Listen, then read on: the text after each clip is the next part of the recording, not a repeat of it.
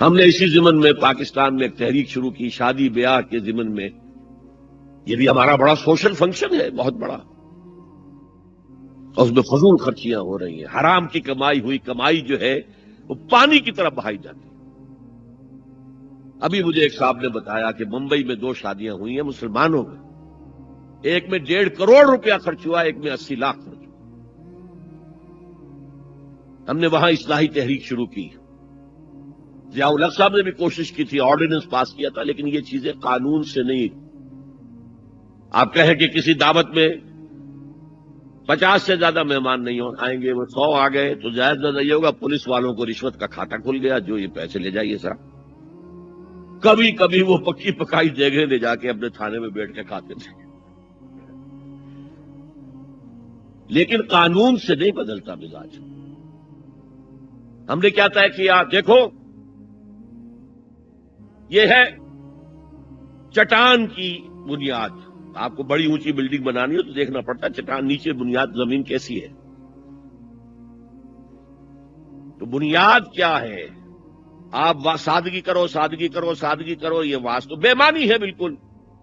اس لیے کہ غریب کی سادگی کچھ اور ہے، امیر کی سادگی کچھ اور ہے. سادگی کے ایک معنی تو نہیں ہے. لہذا کوئی جو ہے راک فاؤنڈیشن وہ تلاش کی جائے. وہ ہم نے کی تلاش. جو تقریب حضور سے صحابہ سے ثابت ہے ضرور کرو ضرور کرو ضرور کرو. عضو علیہا بالنواجذ، اپنے دانتوں سے پکڑ لو اس کو. اور جو تقریب ثابت نہیں حضور سے اور صحابہ سے، یقیناً یہ کہیں باہر سے آئی ہے. یا تو ہمارا خاندانی پس منظر جو ہے، اکثر تو ہندوؤں سے مسلمان ہوئے، وہ سادات ہوں، صدیقی ہوں، فاروقی ہوں، عثمانی ہوں، وہی ہیں جو باہر سے آئے تھے. باقی تو اکثریت یہیں سے وہ اپنا ہندوانہ پس منظر لے کر آئے. تو جس کا ثبوت صحابہ کے دور میں نہیں، وہ یقیناً باہر سے آئی ہوئی چیز ہے. اس میں پھر سادگی نہیں، اس میں کمی نہیں، جڑ سے کاٹو. اس بنیاد پر ہم نے 5 فیصلے کیے، ذرا سن لیجئے آپ بھی. اگر آپ کوئی سوشل ورک کرنا چاہیں اس کو عام کریں. نمبر 1، نکاح مسجد میں. حدیث موجود ہے، ترمذی شریف کی روایت، اعلنوا ھذا النکاح واجعلوہ فی المساجد. نکاح کا اعلان عام کیا کرو، مسجدوں میں منعقد کیا کرو. میں حیران ہوتا ہوں کیوں نہیں علماء کرام نے اس کی طرف توجہ دلائی. حدیث ہے. ہاں میں مانتا ہوں ان کا کہنا یہ ہے کہ یہ یہاں جو امر ہے کہ مسجد میں منعقد کرو، یہ امر وجوب کے لیے نہیں ہے، استحباب کے لیے. مستحب ہے یہ کہ مسجد میں. تو بھائی مستحب کیوں چھوڑ رہے ہو؟ وہ اس لیے چھوڑنا پڑتا ہے، مولوی بیچارے کی حیثیت ہے ہی نہیں معاشرے میں کہ وہ کہے جناب یہاں آئیے میرے پاس، میں نہیں آؤں گا آپ کے گھر نکاح پڑھانے کے لیے. وہ اپنا رجسٹر بغل میں دبائے بیٹھا سوکھتا رہتا ہے. وہ تو آنی تھی بارات عصر کے وقت، مغرب بھی جا رہی ہے، آئی نہیں، وہ بیٹھا غریب. پہلے 20-30 روپے ملتے تھے، اب 200 300 400 ملتے ہیں. اور کیا ہے؟ میں نے انہیں یاد دلایا دیکھو شرم کرو. عیسائیوں نے آج تک اپنے چرچ کی اور اپنے پادری کی عزت یہ رکھی ہے کہ شہزادے اور شہزادی کی شادی ہوگی وہ بھی پادری چرچ میں آئیں گے.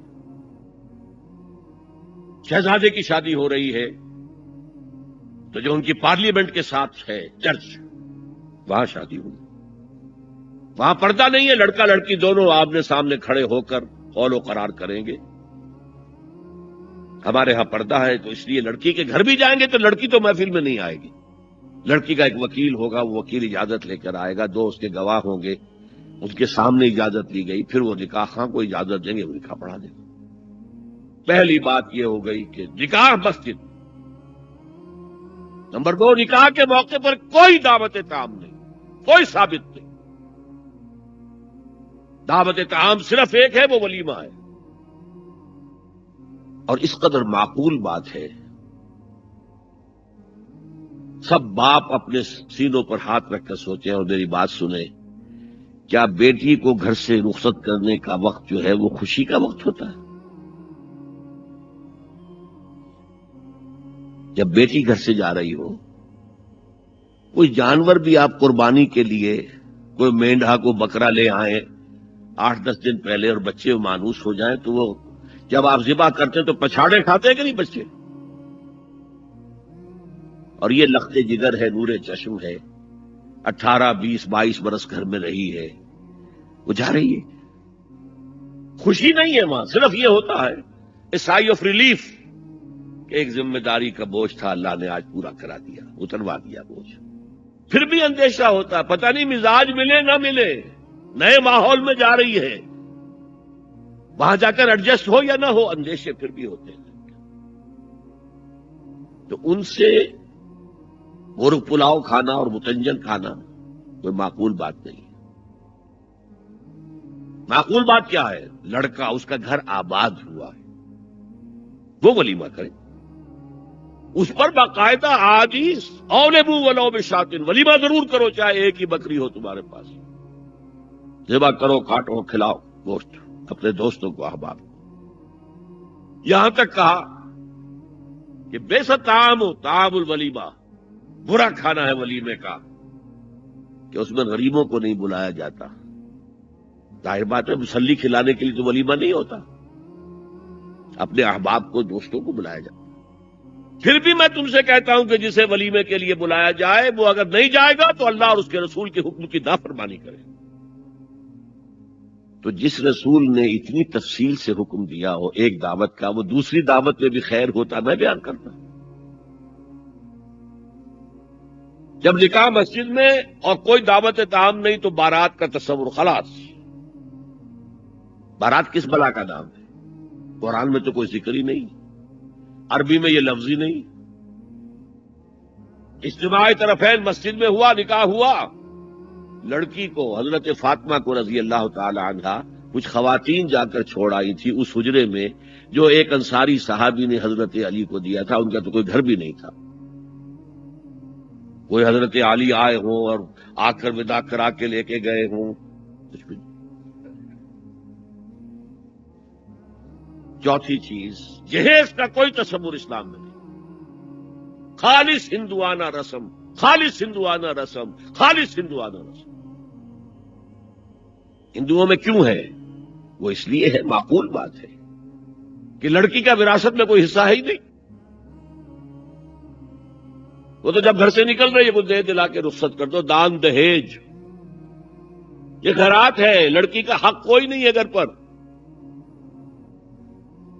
اسلام میں تو لڑکی وارث ہے، والد فوت ہوں گے وراثت تقسیم ہوگی، والدہ فوت ہوگی کوئی ان کی ہے ملکیت وہ تقسیم ہوگی۔ شادی کے موقع پر کوئی جہیز اسلام میں نہیں، قطعاً نہیں۔ غلطی سے حضرت فاطمہ کے جہیز کو جہیز کہہ دیا گیا، وہ جہیز کیا تھا؟ ایک پیسہ بھی حضور کے اپنی جیب سے نہیں تھا۔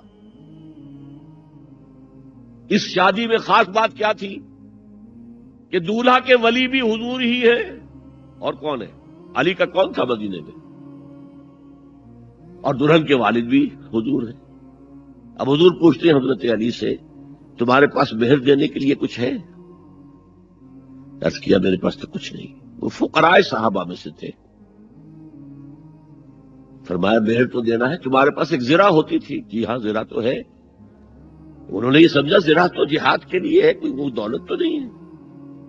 فرمایا جاؤ اسے بیچو یا گروی رکھ کے قرض لے کر آؤ۔ وہ گئے، حضرت عثمان نے خرید لی اور کچھ دنوں کے بعد واپس کر دی ہدیتاً، یہ زرہ میں ہدیہ آپ کو کر رہا ہوں۔ اس وقت اگر کہتے چھوڑو علی، کہاں تو لو میں پیسے دے دیتا ہوں تمہیں، تو ان کی طبیعت پر بار ہوتا۔ اس پیسے سے حضور نے کچھ پیسے گھر بھیجے اندر، دلہن کو ذرا تیار کر دو، اور کچھ پیسوں سے وہ ایک گدا جس میں کھجور کی کھال بھری ہوئی تھی اور 2 تکیے جس میں کھجور کی کھال بھری ہوئی تھی، ایک مشکیزہ، کنویں سے پانی تو لانا ہی ہے نا، ایک چکی، جو ہو یا گیہوں ہو پیسنا تو ہے نا، کوئی 1-2 برتن، اور اللہ اللہ خیر صلی اللہ، یہ تھا جسے جہیز کہتے ہیں، جس میں ایک پیسہ بھی حضور کا شامل نہیں ہے۔ وہ حضرت فاطمہ کا مہر تھا جسے بنایا گیا، ورنہ مدینے ہی میں دوسری آپ کی صاحبزادی کا نکاح حضرت عثمان سے بھی ہوا، کہیں ذکر ہے جہیز کا؟ حضرت عثمان کا گھر بھرا ہوا، ہر چیزیں موجود، وہاں تو کسی چیز کا تذکرہ نہیں.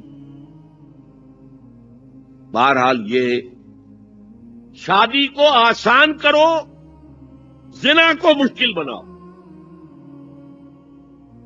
یہاں شادی کے لیے 9 من تیل ہوگا تو رادھا ناچے گی، ورنہ یہ کہ بڑی ہو رہی ہے، عمر ہو رہی ہے، سب کچھ ہو رہا ہے، لیکن کچھ تقاضے تو ہے نا، آخر کچھ تو کرنا ہوتا ہے نا. آخر کچھ نہ کچھ لوگوں کو تو کھانا کھلانا ہی ہوتا ہے نا. بارات تو آخر آئے گی ہی نا، کچھ نہ کچھ تو دینا ہی ہوگا. کچھ جوڑے کپڑے، کچھ یہ. اسلام کا فلسفہ جو میں نے 4-5 باتیں آپ کو بتا، فلسفہ یہ ہے کہ لڑکی کے باپ پر 1 پیسے کا بوجھ نہیں. اس نے لڑکی پال پوس کے تمہارے حوالے کر دیا، اب اور کیا چاہتے ہو تم؟ سارا مرد آزماں، مرد آفرین. مرد کو چیلنج دیا ہے، تم مرد ہو، مہر تم دو گے. اور سب سے بڑھ کر کیا ہو رہا ہے آج کل بھی ہوتا ہے، وہ ہمارے ایک کچھ کام ہوتے ہیں اسلامی، وہ بھی ہے کچھ وہی ہندوانہ پس منظر. نکاح کی محفل میں چھوارے کون لے کے آتا ہے؟ جی لڑکے والے. اور پلاؤ کن سے کھاتے ہیں؟ بھائی جس کو تمہیں مرغ پلاؤ کھلا رہا ہے وہ چھوارے نہیں بانٹ سکتا تھا؟ یہ ہے اسلام اور غیر اسلام کا امتزاج. چھوارے لڑکے والے لے کر آئے.